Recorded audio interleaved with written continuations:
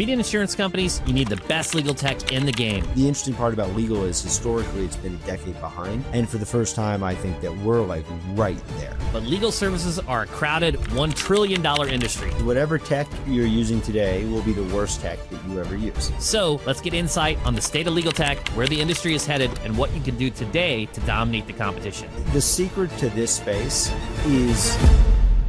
This is Personal Injury Mastermind. PIM is powered by Rankings.io. I'm Chris Dreyer. Each week, we get tactical about legal marketing, intake, and operations. Today's guest has backed over 80 legal tech companies. He is the co-founder of the only venture capital fund exclusively focused on investing in legal technology companies, and has everything you need to understand the legal tech boom. Let's go. I'm Zach, co-founder of the Legal Tech Fund, and our goal is to invest in companies that are transforming the world of law.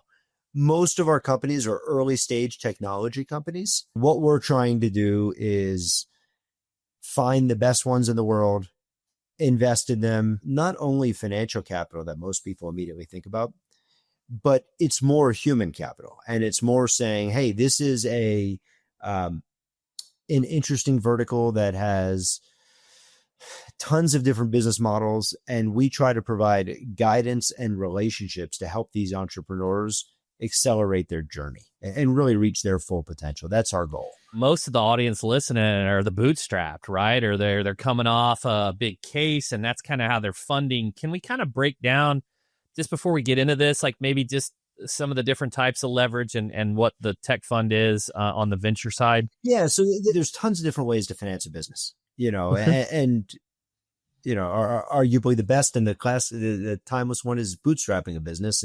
But then there are some businesses where, let's say it's a technology business, and you're going to need a significant investment over the next couple of years before you can really start to generate revenue. If you're an attorney, you can go out and you can find that first case, and you can almost leverage that to get started. But imagine if I told you, hey, you're going to need 5 software engineers, and you're going to need, millions of dollars of infrastructure to even get your idea off the ground to be able to show it to somebody. So that's where we come in. And we are basically there to say, hey, we'd like to provide these companies some financing. And in exchange, we buy a little piece of the business. And then, and the theory is that gets them the leverage they need to almost have explosive growth once they're ready to get going. So you can say that like a bootstrapped entrepreneur expects, a very, consistent path. Mm-hmm. And you may have some good cases, you may have things along those lines, but we're expecting like 0 revenue and then boom, lots of revenue. Yeah. We're not playing a venture fund in general is not playing to invest $1 and get 2 back. While that's a great outcome, what we're playing for is to invest $1 and to get 10 plus back, and in some cases 100 plus back. Your team just launched the Legal Tech Lab, the next evolution in your core thesis of Law Firm 2.0. So you've backed 70 plus legal tech startups. What do you see? What is Law Firm 2.0? We are seeing a cohort of software companies that are trying to come out using AI to perform more and more services. And it's saying there's a huge untapped market for legal services where it's just not cost efficient for attorneys to focus on certain areas. But we believe that technology can help in some of these areas. And what we're seeing are entrepreneurs that would historically go build tech companies say, you know what, we're going to go try to build a law firm. So that's what Law Firm 2.0 is. And if you think about it from an evolution on the tech side, we saw a lot of tech historically come out, charge you a monthly subscription fee. We then saw a lot of tech come out and say, we're going to charge you on a per transaction fee, mostly so you guys have a clear way as to expensing that back to a client if it should make sense and it's an expensible type of item. And now we're seeing some things take that a step further and saying, how can we do more of that work? This is not stuff that necessarily competes against attorneys. This is more stuff that attorneys are not necessarily focusing on right now. You have a better view than anyone in regards to the legal tech ecosystem. I mean, you see which companies there are from a whole mix. There's a lot of competition in the medical chronology and demand letter space. Yeah. I'm excited to talk about a range of things that I'm probably unaware about. Yeah. We're tracking about 2,800 companies. On a monthly basis, we're getting connected to about 100 new companies every month at this stage. So the explosion here, as I'm sure you're all aware of from your inboxes, is really unprecedented. And this is, I know your crowd's a big plaintiff for PI types of folks. This is affecting everything. This is affecting the traditional corporate or transactional lawyers that bill on an hourly basis. This is affecting corporate legal groups, the general counsel's office. This is affecting legal operations within corporates. This even goes all the way down to SMBs and even down to consumers. We're seeing lots of interesting things. It's also a mindset shift that you have, and I think a lot of people need to have is not to be afraid of AI and tech and think of it like, from the pessimist side. It's like, what can it do for me from the optimist side? Like I think there's a lot of opportunity. You might be one of these firms that, can shave off some expenses and get some more margin to let you do more exciting things. See, we think there's going to be a significant amount of expenses. This is that you can save, and it's almost about freeing folks up to take on more high level work. And something that I think about a lot is the advent of the ATM happened in about the 1970s, and people said that's the end of the bank branch. And from basically 1970 until today, I don't have the number, but I think that directionally we're talking about the number of bank branches increased by 3x. Now, some of the roles, there may be less tellers, but every bank branch now has consumer loan officers. It has business loan officers. So the roles shift a little bit. Huh. But overall, the application of technology, I think there's, some people have deep concerns about it, but we think it's going to create more opportunity for everybody to do more meaningful work. So I guess, and I don't want to ask this next question from a negative side, but I'm just maybe you can help wrap my head around this because and Jack from Clio was on the podcast, amazing company, sure. And they're like Series F, right? So at what point? And I don't know what their valuation was, like $2 billion, so. Keep going. Okay. Yeah. Okay. Way higher. Way higher. 20 billion, maybe. I don't know, more.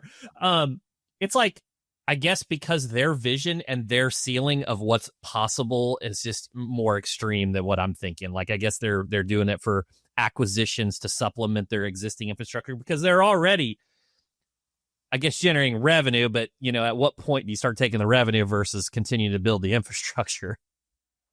Well, that really depends on the opportunity ahead of you. Mm-hmm. When you think that there's a massive opportunity ahead of you and the kind of the competitive landscape, then sometimes it makes sense to just continuously be taking capital to get market share. Got it. Because if the flip side is, hey, we can be profitable and grow very slow, that's fine in a world where there's no other competitors. But if there are other people biting against you, then somebody's going to go sign up that customer. And do you want the capital to have the extra marketing resources? And then there's also places where the capital just makes sense. A lot of this stuff comes down to a construct that we think of. It's called unit economics. And it's just saying, hey, I'm going to have to put out X amount of dollars to go acquire a customer, but I know that customer's worth Y, which is hopefully significantly larger than X. So it makes sense to go out of pocket negative $100 if I think I'm going to make $1,000 on that customer. And the more that you refine that customer, it's the same thing you think about when you use, for an SEO campaign or, or an SEM campaign. Hey, we're going to spend X amount of dollars and we believe we're going to get this return back. I'm excited to talk about the companies too. And the PI firms listening, starting with the attraction, the acquisition side, what are some of the, exciting, new tech enabled AI things that help on the lead generation, the marketing or sales side? In your world, we've invested in a company called Lex Amica. And I'm not sure if you've come across Gabriel before, but what they are doing is basically saying, hey, we want to be a marketplace for people to come and get referrals, and at the same time put their referrals up there. And how do you match how do you match the case with the best possible practitioner to execute and go work against that case? So for us, we think referrals is a pretty big, we think it's a multi-billion-dollar per year opportunity. And we think that a lot of this stuff, not only the acquisition of them is done in old-fashioned ways, but then how do you report on them? Mm-hmm. How do payments change hands? Yeah. So we are really excited about something like that, if that makes sense. Yeah, and we've had Bob Simon on, and he's got attorney share, and you've got and so it looks like I think those are the only two companies that I'm aware of that are in that space, and a lot of times you see two winners, right? You see, the other thing I think that I think that's a learning is that like this space is big enough, you're going to see multiple winners. Yeah, where I've been investing in this vertical for directionally 10 years and then with a fund and day in and day out since 2019-20. And it's like a lot of the companies that we've looked at have been successful. Yeah. And it seems like there's just like one thing we talk about internally. Wait, is this space just so big and growing so quickly that everybody can do well? Regulatory changes are making room for new players, and they're moving fast. Some of the most interesting tools are finding value in cases you've already earned. Here's how these companies are using the data to surface opportunities that give forward-thinking firms a real edge. With everything that's happening with the ABSs in Arizona and the different laws that are changing, we're saying there's companies that are trying to mine data in innovative ways to generate leads. There's companies that are going back into attorneys' files to say, is there things that were missed? Are there other opportunities that come from our clients? There's companies that are scanning the dark web to find data breaches, that in some cases are informing the companies before they're even aware of some of these things. So what we're really just seeing, and all of these are tools that like without technology, it's almost impossible to do. So I think that we're in this like V1 where people are saying, hey, there's a lot of expansive opportunities that technology can help with. How do we try to take advantage of some of these and build businesses around them? Yeah, and I think that's excellent, and I think there's so many advantages of doing the doing it, kind of the old school with labor, getting your leverage from that manner. We've seen people try to take advantage from labor from a nearshore perspective, but then you got the tech advantaged, Yeah. I mean, I'm curious your thoughts. We're seeing a big rise right now. We've probably seen 15 effectively automated call centers using automated LLMs to interact with clients. To me, this sounded a little bit crazy. I mean, you guys spend a lot of money to generate leads and to turn that over to a robot. But, we're watching the technology improve and the user experience get better. I'm curious, like, what you think about things like that. Transparently, I'm an investor in Capture Now, so I think positively of it. I think we're big fans of those folks. Yeah, I think. Well, I'll say one of the coolest. First of all, I think what they're doing is amazing. You can barely tell. If you have the medical, the hospitals, the banks, they all do some type of tech-enabled intake, and it's very common. Like we're familiar with it. It's just less common, I guess, in the legal space. But I think it could be more, not as taboo or more natural in the future. I do like it. Just when you do comparison versus cost of the manual, even if they're doing the nearshore, right? Some of these call centers, the costs are just so prohibitive, especially if it's an overflow scenario. So I think there's some advantage there. One of the things that I think I just had David Haskins on, and he's developing this where the agent is listening to all the calls and flagging missed opportunities and like grading the intake reps. And you think about it from a quality assurance perspective, like if you had a great quality assurance rep, like how many calls can they listen to? Versus the AI agent listens to all of them.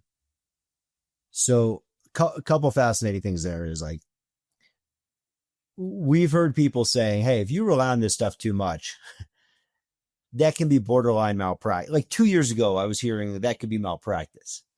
Now I'm hearing, well, if you don't use some of this stuff, is that not, and then the other thing, look, a lot of the companies we see out there, like what you just described, that kind of came out a year and a half ago for general sales folks, not in the legal industry, just like generalist sales teams, literally watching the transcript as it goes by, giving a flag saying, you should mention this or you should mention that. The evolution of software where things start out general and then they get tailored for a specific vertical. Mm-hmm. And I think that we're basically, the interesting part about legal is historically it's been a decade behind. And for the first time, I think that we're like right there. Mm-hmm. I mean, we are maybe 6 months behind.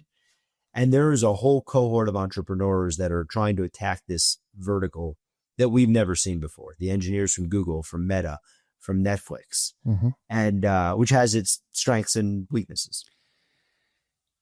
It's so interesting. Like even myself, like I would say, like we're trying to use more of the LLMs and try to do our custom GPTs and things per client, right, on a client level, and then there's some hallucination and some do this and that.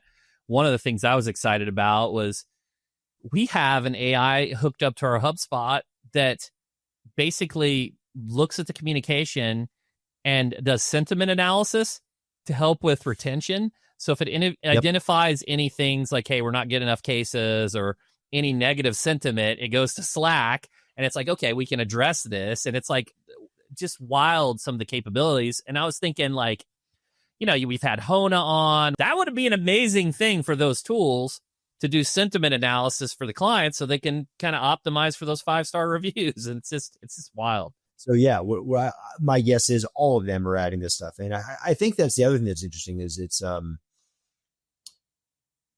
this stuff is easy to layer on. Mm-hmm. So people ask us how many of our companies are thinking about AI, and it's like 100%. Now that may not be like AI first, but it may be. There's nobody. We have one of our early investments that we couldn't be more proud of is a company called Proof, and it's effectively Uber for process serving. But they are doing things now with affidavits, with the way that you set up a serve with LLMs to make these, to just like take all of the work away from a paralegal, make it so much easier for them. Take a half-hour process and make this a 30-second process. Unbelievable. And at the end of the day, if you just break down any process one step at a time, we're now seeing LLM tools or AI tools that can help with almost everything. I've heard you say this in another interview. You've mentioned, the shift from solutions to infrastructure. Could you kind of explain what you mean by that in regards to maybe how a PI firm is built? If you think about all the work that a PI firm has, right, it's a series of small steps that collectively get you to an end goal. And the more you can break down those small steps, the more you can pinpoint places where technology can slide right in. And I think that the answer is not to boil the ocean and replace everything. It's just like, how do you start with like one little piece here, one little piece here? One of our companies, Foundation AI, is just thinking about the incoming mail that comes in every day. Yeah, I think Sweet James uses that. Yes. How do you organize that? How do you immediately get that into the right client file? How do you do things along those lines? But literally, like one step at a time. How do you think about these things? And I think that there's a lot out there right now, and you're about to see a lot more. What are some of the emerging ones that you've invested in and that are just doing things that specifically catered to like where PI could potentially find some real advantage that maybe we haven't talked about? To a little bit more on the mass tort side, there's a company called Pattern Data. And there's a lot of things out there for medical record retrieval and things along those lines. But what they're doing is like they're structuring all the data from the medical record and they're synthesizing that against the profile of a tort. And they're basically telling you how effectively good of a case you have and what level of damages that your client may qualify for. And this is as an alternative to hiring a bunch of offshore nurses and flipping pages, of hiring a football field with a nurse and flipping millions of pages and not understanding what the characteristics of the inventory that you're working with have. And then what happens when something changes or you want to run a scenario? What happens if we include this group? What happens if people were damaged by this and it wasn't included? Instead of going back through everything, you just run a query. And this stuff's available on a real-time basis. Absolute game changer. There's some stats that come out of that company that say some of their users are in this for north of 4 hours a day. And that's really the test of what we think about. Like, how often are you logging into some set of software? And the more often you log into it, the probably more impactful it is to your life. Uh-huh. Like, what software are you in for 4 hours a day? What about the CRM or like any of the project management or basically the big companies, your Filevines and Clios and Little, are they already kind of hitting that space? There are, like, we've intentionally stayed away from some of them as a function of, I mentioned, we started our fund in 2020, and that category was kind of established. Mm-hmm.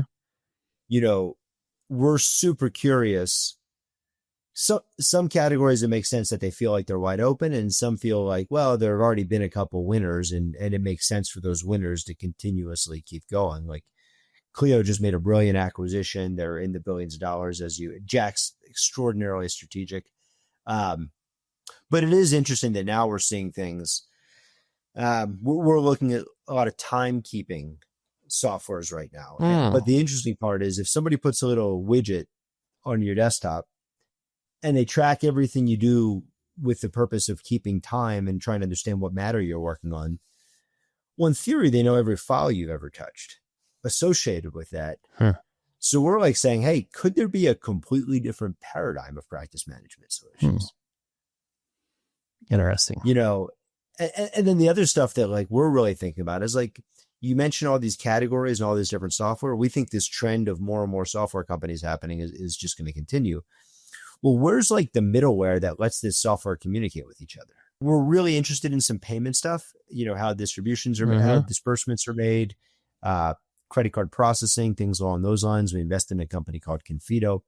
There's a company called JurisPay, which is starting to help finance some of the case costs that attorneys have, where there's a big litigation finance market, but there's not necessarily, you know, there's a lot of money laid out for there's every like a monopoly on that one side, but yeah, on the lower side, probably not much. On the lower side, we're not seeing anything. And, you know, we're looking and saying, well, wait a second, if an attorney is using some of these digital tools, like we think we're about to come up with some data saying they may have a higher probability of winning their case. And so maybe it's like a really smart move to help them finance some of these until their case ends up settling or they win their case. So that's a company called JurisPay that we're excited about. Very cool. What about on the trial side, right? Anything to help maybe your the type of story that you're going to tell, or the what the amount that you should be asking for, and those types of things. So yeah, we're seeing some interesting things pop up. One where I hope to have more good news shortly about, but what we're seeing is like they're looking at transcripts and trying to understand what expert witnesses have done in the past, what they're going to say. We saw a cohort of stuff a couple of years ago where it's about judges and their sentiment. We have not seen any of those really take off, but even down to the word, hey, what are the words that you don't want to use in front of a judge? Because we've seen them get upset about those words before.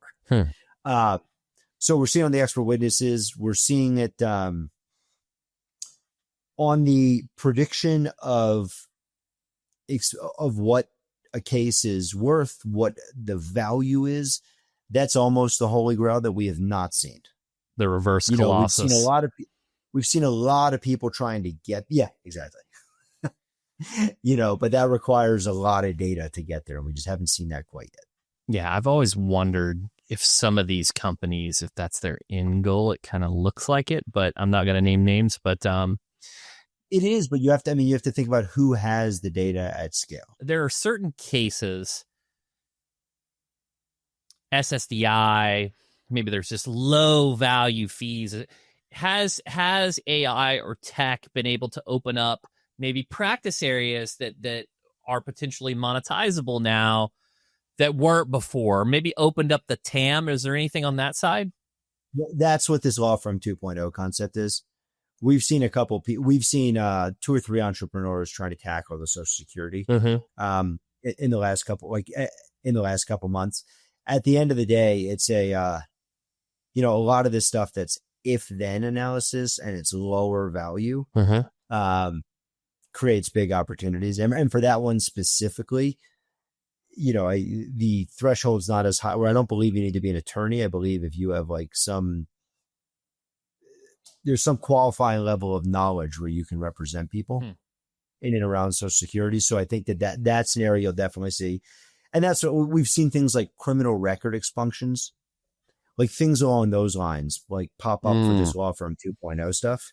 And on the consumer side, we think it's infinite. We think like when somebody's going to rent an apartment on Zillow, like why doesn't Zillow say, can you look at, can you look at this lease and review this lease for us? Or this morning, it was announced we invested in a company called Hello Prenup.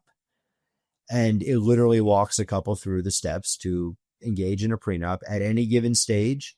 Anybody can offboard from that software and talk directly to a lawyer. And, and then in the meantime, there's a lot of fun stuff that can come from that. It's the start of a family coming together with disclosing all their finances. Well, maybe there's wealth managers that would be interested in that cohort, or maybe there's other services that can be, maybe there's trust and estate services that can be provided. So like, that's the neat part with the legal stuff is like, if you help people with their legal problems, there's a lot of like exhaust data that comes out that can create additional opportunities for these companies. Very cool. Very cool. I think it's interesting from your vantage point. You're looking at it at a higher, like bigger picture. Like, where do you see the PI space? And particularly, I'd like you to maybe give your thoughts on the auto, because now we got the robo-taxis, the Waymos, so Bill Gates has this famous quote that says people, they overestimate the progress that technology will have in 2 years, and they underestimate the impact that it will have in 10. And if you actually think about the entire Uber story for a second, like if you start with Uber, 2008, 2009, they say, we're going to replace a black car and we're going to like connect people for black car services. And people said, wow, interesting little market. Then they said they're going to do Uber X, which 5 years later, which turned into replacing effectively a taxi cab. But what they didn't realize at the time was it effectively became a car ownership replacement. So the market was much bigger than anybody ever dreamed. And then that had like second order of magnitude effects where like kidney donations were, or DUIs were down because people wouldn't drive drunk.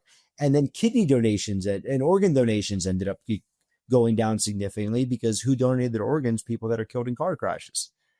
And now to your point, then you take that one step further and say, we're 2 or 3 years away from Waymo. What happens to an $800 billion like insurance industry? What happens to auto people that think about it? So we think there's going to be an interesting 10 years. Not exactly sure how this is going to play out. I would just say that, one thing that I do feel confident about is every advancement of technology, people have said this is the end of jobs, and that has never happened. It has just been a little bit of a changing role. Because I'm sure you're in the mix of this, because a lot of these companies that you invest in are like overlays of the core model of your Anthropics and things like that. We had Grok 4.0 come out, and I don't know if you saw all of its testing and knowledge capabilities. It blows ChatGPT and Gemini and all of them out of the water. I mean, it's like, I think it's like, it's supposed to be the most intelligent. But then OpenAI, releases their next version, so it's this concept. But what's your thoughts on that space? First off is whatever tech you're using today will be the worst tech that you ever use. So like if you just go in with that assumption, and look, the secret to this space is, and a lot of this software is spectacular user experiences. So we don't look at these things. We don't try to assess the best tech in the world. We are just trying to assess over some threshold that says, yeah, they know what they're doing on the tech side. What we're looking for is the best user experience. How do you feel at home with that software? How is that software talking to you as a plaintiff attorney with these specific goals? If you see that, you're going to end up buying that and you're going to end up using that. Now, at the same time, the tech is going to get better. So what we're looking for are the companies that can consistently be swapping out the plumbing behind the scenes. But if you said to me, am I okay with 99% accuracy or 99.6% accuracy, but the 99% fits your workflow and the 99.6, you're using a generic tool by yourself and you're not leveraging the know-how and like we're backing the companies that are waking up every day and there's 20 engineers and all they're thinking about is how can they make this software incrementally better to solve your next pain point? Thank you for that. Thank you for that. I don't want to hire. That's like, look, when you're choosing your CRM and it's like, I don't want a Salesforce engineer. I just want the tool to work. And working your way. Like, like one of our first investments was software for venture capital funds. And it was extracting information from documents the same way you need extraction done. But the difference was all of the fields that this company had said things like, does this go in fund one or fund two? What fund is this a part of? That would never exist in any file you ever use, the concept of a fund, like a venture fund. But for us, that's how we think. Is this the accelerator? Is this fund one? Like, where does this fit? I mentioned a company at the single event stuff that's Law Pro. I mentioned something at the Mass Tort that's for pattern data. There's ones for malpractice. There's ones for all of these different sub verticals, but I think they actually all need to exist because the job is different for each one. It's not the same, like looking at a car accident versus looking at a challenge with a drug manufacturer for 10,000 folks. Like they're very different workflows. Yeah. So whoever nails that workflow and makes your life a lot easier, they're the ones that start signing up the customers. And that's kind of what we're looking for. Fantastic. Yeah. I mean, I put myself in those shoes. Like I'm the same way. That's how I think of them, is like the adoption rate, especially when you have a big team that you're trying to get them to adopt as well. We just went through a scenario, and I'll just behind the curtains. It's like we were using Rank Ranger, a really great tool, very customizable. Then we went to, all custom Looker Studio, feeding in everything and then it's like, but Agency Analytics is here. It's been around and it's got all these integrations, natural, very intuitive. And it does, maybe it's not 95%, maybe it's 90. So that's kind of, I think the user will invest more than 90% if it's intuitive. Yeah, and that's like, hey, integrations. Are you working with FileVine? Are you working with Clio? Are you like these things, Matt? Like, you can press one button on this software and it just works. But that's an example of something that, like, the ChatGPT is not going to focus on day one. The thing that still blows my mind is like Microsoft Word could have solved half of the legal tech out there, but they chose not to. And there's a multi-billion-dollar industry of people that have Word plugins. And that's where a lot of attorneys live in. And that's so that's the argument for verticalization. Hey, create a better user experience and they will come. Fantastic. Zach, this has been a ton of fun. I could chop it up with you. We talked about a lot of exciting tools, where can go to people to connect with you and if they have any questions and they want to touch base. Please check out legaltech.com. We also put on an amazing event called the TLTF Summit that is designed to showcase all of this technology. And but legaltech.com is great. Look at us on LinkedIn as well. And we'd be thrilled to say hello to anybody. Yeah, and I'll be going to the summit, guys. So if you're heading there, please say hi to me too. And Zach, thank you so much for coming on the show. Technology changes, market shifts. What doesn't change is the need for a clear, dependable plan to bring in more cases you want. That's what we do at Rankings.io. We help personal injury firms create sustainable, measurable growth. To learn more, visit Rankings.io. Thanks for joining me. I'm Chris Stryer, and I'll see you on the next episode.